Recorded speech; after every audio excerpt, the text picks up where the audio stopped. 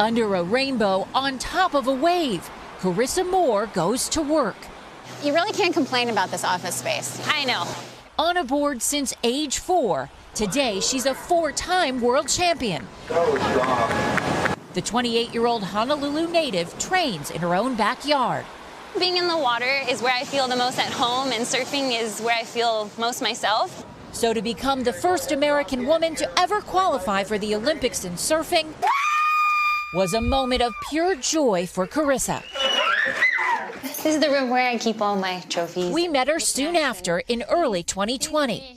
Her road to success in Japan as unpredictable as the waves. I have to, trust the universe that it's going to work out. And at the end of the day, there's just things I can't control. You just have to be like, all right, well, that's that.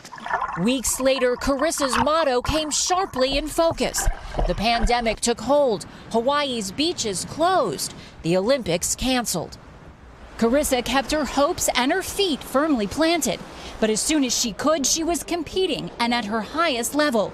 In April, landing a huge air reverse to her own surprise. I was just like, wait, what? Did that just happen? It felt amazing. Carissa's cheering section, young proteges she mentors through her nonprofit. At 18, Carissa was the youngest surfer to win a world championship. She wants to help the next generation feel confident. Did you struggle with body image? I did. And I'm never going to say it's perfect. I still look in the mirror sometimes and don't feel that great about myself. It was like nailed it. Encouraging her along the journey, her dad, who doubles as her coach, and her husband, Luke, who owns Banan, a frozen dessert business, keeping life sweet when competition gets stressful. He's a good, happy, positive distraction. And he provides this. I can see why you married him. I mean, obviously.